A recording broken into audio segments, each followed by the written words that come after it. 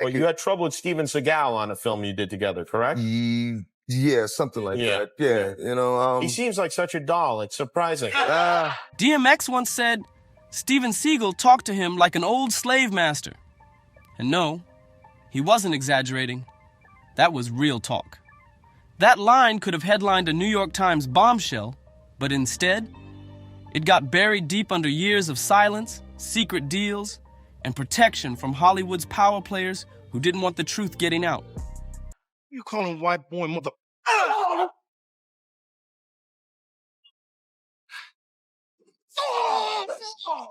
I felt like Steven embarrassed himself.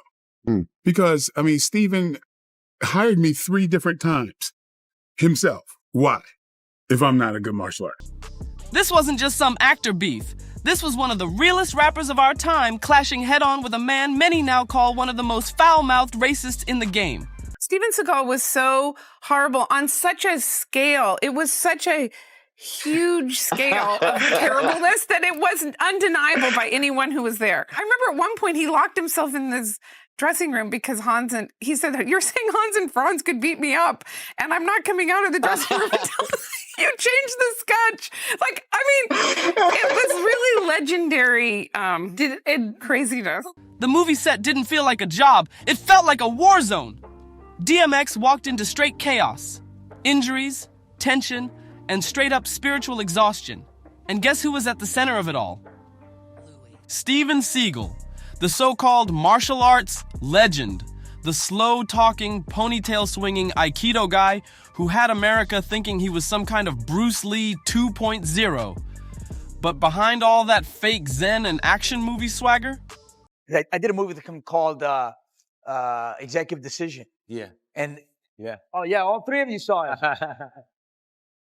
and the first day we get together for rehearsal with the actors and the director, he comes in, "I'm in command.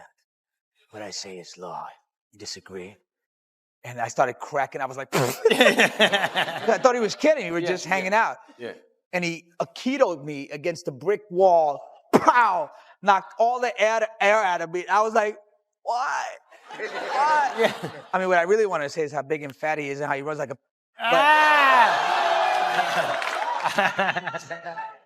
Look at it online. You can see he runs like this. I'm not kidding.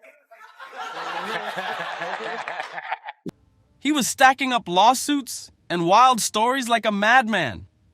But what happens when the mask slips? When the stories start lining up too perfectly? 'Cause now dudes like DMX and Michael Jai White are speaking loud, pulling the curtain back on Seagal's whole act. And once you hear what they've seen, you'll never look at exit wounds the same way again. Before Hollywood knew his name, Seagal was out in Japan. Or so he claimed. He painted this mysterious image. The lone American mastering martial arts in ancient dojos. Sounds deep, right? But the truth? Not nearly as clean. Yeah, he did study Aikido, a smooth, dance-like martial art about flipping your opponent's energy against them. But that first American to teach Aikido in Japan thing? Total PR cap. Real martial arts historians been debunking that one for years. What Seagal did do was marry smart. His first wife, Miyako Fujitani, was the daughter of a respected Aikido master. And thanks to that connection, he got control of her family's dojo.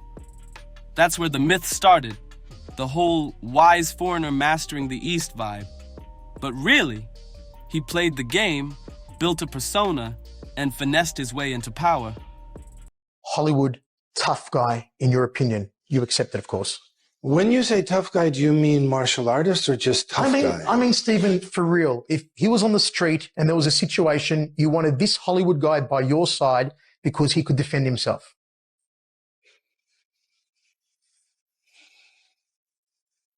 It's that hard to think of a legit one? Can you think of one? Michael Jai White. Can I laugh in your face? Really?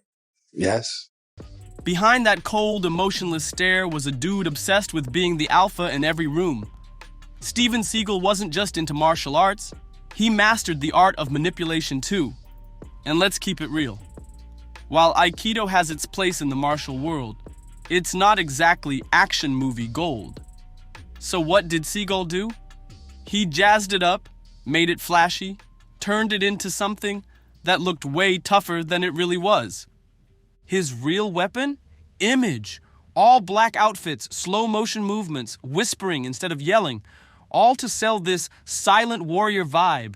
But don't get fooled. That wasn't some deep martial arts discipline. That was marketing 101. And when Above the Law dropped in '88, boom, Seagal blew up overnight. He didn't just play a cop, he became the ultimate one-man army. A guy who could meditate, break bones, and drop slick one-liners without even messing up his hair. That vibe fit the Reagan-era action craze perfectly. I felt like Steven embarrassed himself. Because, Steven hired me 3 different times himself. Why? If I'm not a good martial artist. And then, he hired me for the Nissan Soup ads for Japan. And I was a choreographer and everything else. He hired me for On Deadly Ground, which is a movie he directed, right? Hired me personally. Offered me a role that I didn't really take because I thought it was silly. And then, of course, I'm in the movie with him in Exit Wounds. I never had really anything against him other than, he famously I talked about what he does with, with the stunt guys. But it's ironic that Steven would not call me a martial artist because, it's like, well, when you think of martial arts, you think of being healthy, humble, respectful, discipline, all of that stuff that all has Steven Seagal written all over it, does it not? That's a healthy, humble, respectful guy, would you think? Back then, America was loving those lone wolf heroes who didn't follow rules, and Seagal slipped right into that fantasy. Studios went all in, one hit after another. Hard to Kill, Marked for Death, and then Under Siege, the one that made him legendary. A Navy cook turned elite fighter? Please. The man could barely jog in real life, but in the movie, he was out here outrunning terrorists on a whole ship. It was pure Seagal propaganda, and people ate it up. But behind the box office numbers, trouble was brewing. Directors said he was impossible on set. Writers claimed he refused to even learn his lines. And actors, they straight up couldn't stand working with him. Then came the SNL disaster in '91, and it was bad. Seagal got invited to host, but by the time he left, folks behind the scenes were saying he was the worst guest host in SNL history. Julia Sweeney even spilled that he pitched a sketch where a victim falls for her therapist, played by him. That's when whispers turned into warnings. People weren't just calling him difficult. They started saying Seagal was dangerous. After that, he was banned from the show for good. Imagine that. Banned just for making everybody feel creeped out. That's not just uncomfortable, that's wild. While Seagal was out here embarrassing himself, real martial artists were watching from the sidelines, and they were not impressed. Michael Jai White, a certified black belt in multiple disciplines and a legit tournament fighter, worked with Seagal and saw through the act from day one. To him, Seagal was all smoke and mirrors. Seagal kept disrespecting stuntmen, treated martial arts like a party trick, and always had something slick to say, especially when it came to black or Latino fighters. And then there was Jean-Claude Van Damme, a real-deal kickboxer with competition experience. The tension between them? Heavy. Seagal once ran his mouth claiming he could beat Van Damme in a fight. Story Seagal put a stuntman's face literally through the glass for real. We had a stuntman die on the first day of shooting. Really? Because of just, it was just so crazy. On the day one, stuntman died from a simple stunt, cracked his head open. And the rumor was, or the story was, the wardrobe was more interested in getting his wardrobe back than caring about his well-being. He died on day one. Meanwhile, Van Damme was out here doing splits and spinning heel kicks, while Seagal was just shuffling around in his trench coat. At one party, Van Damme allegedly stepped to him and said, "Let's go." And what did Seagal do?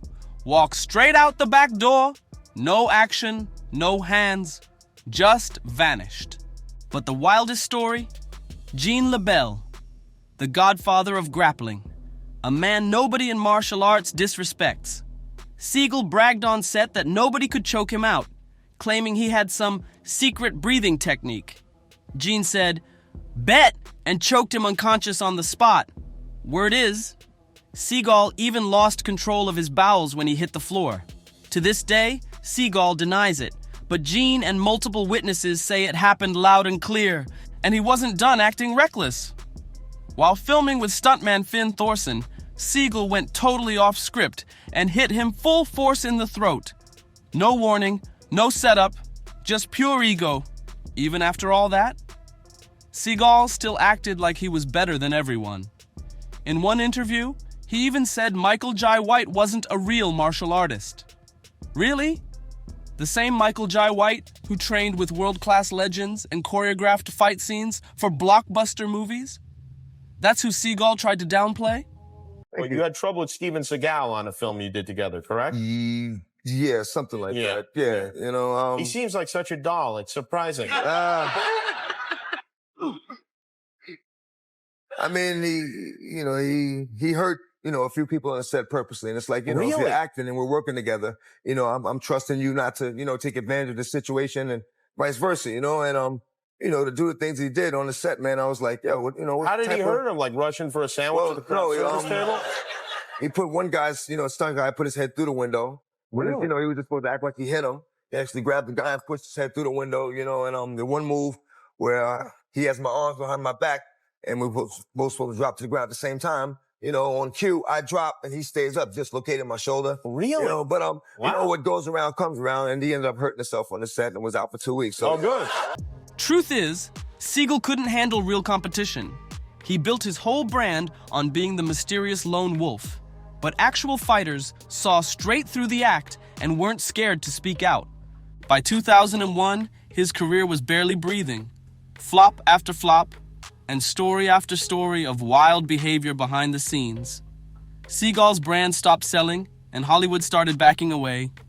Seagal was desperate for a comeback, and Warner Bros. Tried to serve him one on a silver platter. They lined up what should have been an early 2000s action dream team: Seagal, Michael Jai White, and DMX. The movie, Exit Wounds. I went to the producer, asked him, I said, Andre just told me that he's trying to get the fight scene with Seagal and I at the end. Is this true? Same thing. He's like, you know what? If you really punch him in the face or you knock his teeth out, we won't need him. We can finish it with the stunt double. I'm like, holy he's grown, man. Or trying to set up Steven Seagal to get beat up. Yeah. The setup was fire: gritty Detroit cops, dirty politics, and hard-hitting action.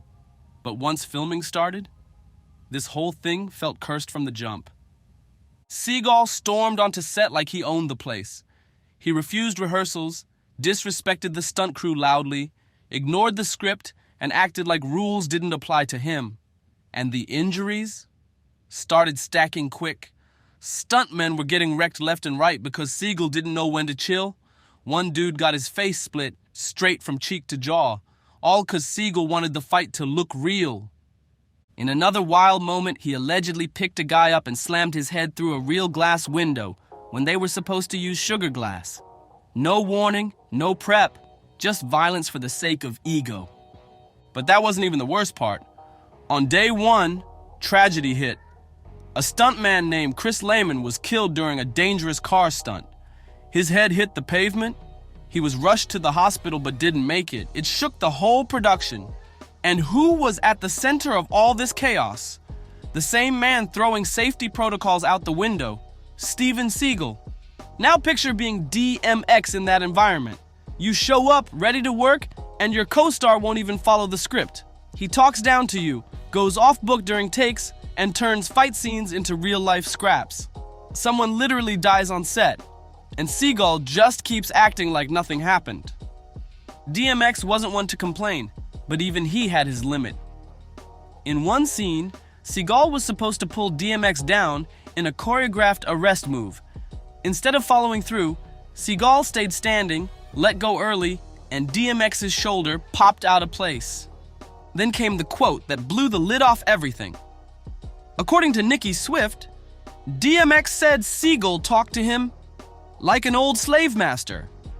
After filming, DMX kept repeating the same thing in interviews. Seagal was disrespectful, aggressive. See if Steven Seagal is doing anything physically in a movie that your dad can't do, right? And see if you go, okay, you have your dad do the same physical movements and see if that can be done or not. Now, you can't do that with Scott Adkins. Your dad can't do that. You can't, with Jean-Claude Van Damme, go ahead, get your dad to kick that high and do it. But with Steven Seagal, which I think he should be humble, you're not doing anything that other people can't do physically. And straight up dismissive, especially toward the black cast and crew. It wasn't subtle. It was the way he gave commands, the way he refused to say DMX's name, and instead barked orders like he was talking to staff. DMX, already heated, decided to send a message. In the next scene, he hit Seagal with a real punch. No acting, no holding back. Here's the crazy part. Exit wounds still made over $80 million worldwide. Well, my favorite was at the last day of filming. And again, I had just turned 16 on this movie. And he said, Katie, I've got girlfriends your age. And I said, isn't that illegal? And he said, they don't seem to mind. And I said, Mom! But behind that box office win, everyone involved walked away with trauma. DMX never worked with Seagal again. Neither did Michael Jai White. And if you rewatch the movie now, you can feel the tension crawling off the screen. Michael Jai White even said that while filming, cast and crew were coming up to him one by one, literally begging him to knock Seagal out. That's how toxic the vibe was. And the wildest thing, Michael could have done it without breaking a sweat. If he wanted to fold Seagal up like Takeout, he had the skill to do it in under 30 seconds. But he didn't. Instead, Michael kept his cool. Even when Seagal tried to throw dirt on his name years later, telling the media that Michael wasn't a real fighter. Michael clapped back classy, but didn't hold back the shade either. He let people know the truth without even breaking a sweat. Now you'd think after all the drama on Exit Wounds, Seagal would have chilled out, right? Wrong. He went even further off the rails with Urban Justice. In that film, Seagal played a white vigilante who moves into a black neighborhood to avenge his son's death. And trust, it's even messier than it sounds. The whole movie plays out like a Facebook meme with a badge. Seagal walks around shooting black gang members left and right. No trial, no consequences. And somehow the plot tries to paint him as the moral hero. He barely even talks. He just shows up, guns blazing, while the script tries to convince the audience he's saving the community. It was straight up white savior fantasy turned into a feature film, the kind of outdated storyline that should have stayed buried in the 90s. But Seagal, he doubled down on it and made that vibe his whole brand. But by the mid-2000s teens, it was a wrap. Seagal wasn't just washed up, he was radioactive. Between the lawsuits, imposing their political views. I think it's outrageous. I think it's a joke. It's disgusting. And, I respect the American flag, and I myself, have risked my life countless times for the American flag, and I don't understand or agree with this kind of behavior. I think it's an outrage. And his health falling off, Hollywood had enough. He vanished from the spotlight. And guess where he popped back up? Russia! In 2016, Vladimir Putin gave Seagal full Russian citizenship. And no, this wasn't just some handshake and photo op. These two were tight. Putin handed him awards, called him brother, and the two bonded over their love for martial arts. Seagal started showing up in Moscow wearing robes, talking about spiritual energy like he was on some monk path. But don't get it twisted. This wasn't just about judo and friendship. That move, it was strategic. Russia doesn't have an extradition treaty with the US. You know what that means? If Seagal ever had to face the music for all the dirt in his past, America couldn't legally drag him back. He was untouchable. But safe from what exactly? Let's break it down. 'Cause this man had a whole closet full of skeletons. And we're not talking spooky stories. We're talking lawsuits, sealed NDAs, assault claims, mob ties, dead pets, harassment scandals, and a dark rep that's followed him like a cursed shadow. Let's rewind to 1991. While filming Out for Justice, 3 Warner Brothers employees, Rayanne Malone, Nicole Sell, and Christine Keeve, stepped forward and accused Seagal of harassment. Instead of a public fight, Warner Brothers quietly dropped $50,000 in out-of-court settlements to 2 of them, and the headlines disappeared overnight. But that wasn't the end. Not even close. Around that same time, at least 4 more actresses accused Seagal of making weird advances during what they called late-night casting sessions. He'd invite women for solo auditions, no script, no witnesses, and use the moment to test chemistry. You don't need a script to know what that means. It had casting couch written all over it. Then came Jenny McCarthy. Years later, she revealed that during an audition for Under Siege 2, Seagal straight up told her to take off her clothes, even though the role didn't call for any nudity. Wild, right? Then in 1995, another bombshell dropped. Cheryl Schumann filed a lawsuit claiming Seagal harassed her, discriminated against her, and flat out assaulted her while filming on deadly ground. The pattern was loud and ugly. You'd think by 2010, this man would have been fully canceled. But nope, he was starring in a reality show and pretending to be a sheriff. That's when 23-year-old Kaden Nguyen filed a $1 million lawsuit against him. Her accusations? On another level. She said Seagal kept multiple women in his home as personal objects, claiming they were his assistants, but behind closed doors, it was something much darker. The lawsuit hit headlines fast. The show got suspended. But then, just 3 months later, she dropped the case without a word. No statement, no reason, just silence. In 2011, Seagal took things way past Hollywood drama and rolled into real life with a tank. Yes, a literal tank. A man named Jesus Sanchez Lovera sued him after Seagal showed up to his home during a sheriff's raid, all for his reality show. The guy was being investigated for cockfighting. But Seagal's crew didn't just investigate. They destroyed the man's house. And it gets worse. They allegedly shot and killed the family's 11-month-old puppy during the raid. Lovera filed a $100,000 lawsuit, but it was dismissed when the legal paperwork wasn't filed properly. Still, the damage was done, and the footage was aired like entertainment. Fast forward to 2017, the Me Too movement hits full speed, and Seagal's name starts popping up everywhere.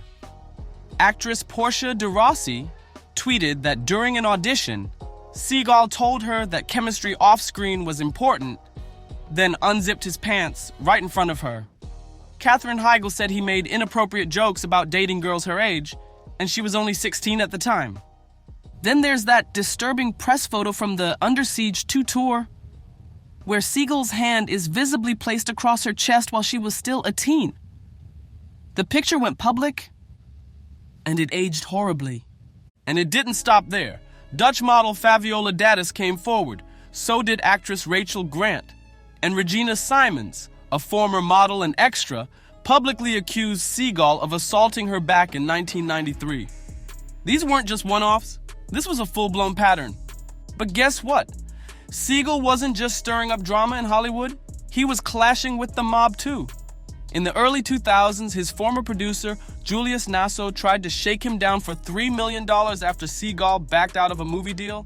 Instead of calling lawyers, Nasso hit up the Gambino crime family. Yeah, real mob ties. Seagal was dragged into a secret sit-down in Brooklyn with Gambino captain Anthony Ciccone, where they gave him a choice: pay up, make the movies, or else. Eventually, Nasso and the crew were arrested, and Seagal? He testified in court. He snitched. That was the only time the law almost caught up with him. And even then, it wasn't his name on the indictment. Then came the rumors. Tax dodging, unpaid debts, lawsuits piling up, and the IRS circling like vultures. His finances were a mess. So when Seagal dipped out to Russia, it wasn't for peace and quiet. He ran. And over there, he didn't just hide, he became a poster boy. Seagal started pushing pro-Kremlin propaganda like it was part of his job title. In one of his most recent projects, a film called In the Name of Justice, he walks through a war-torn Ukraine, blaming the entire war on the Ukrainian people themselves. That whole film, straight up propaganda. It painted Russia as noble peacekeepers and framed Ukrainians as the villains in their own war.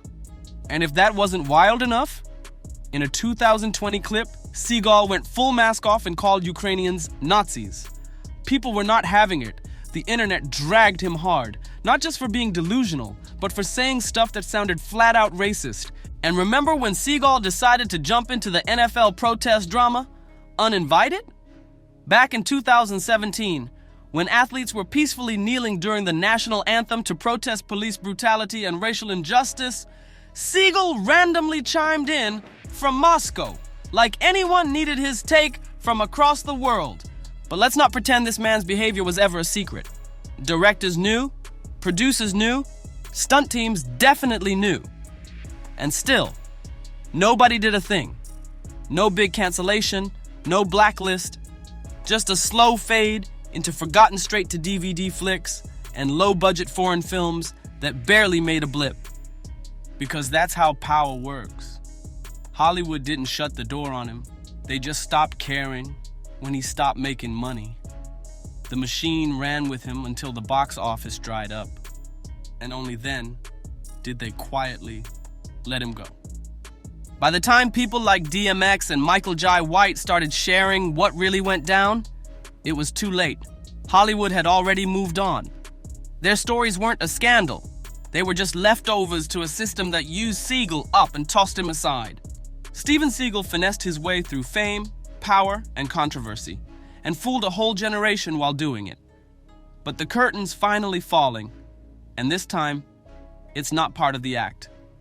So if you made it this far, smash that like button, subscribe for more wild Hollywood stories, and drop a comment below with your thoughts on this madness.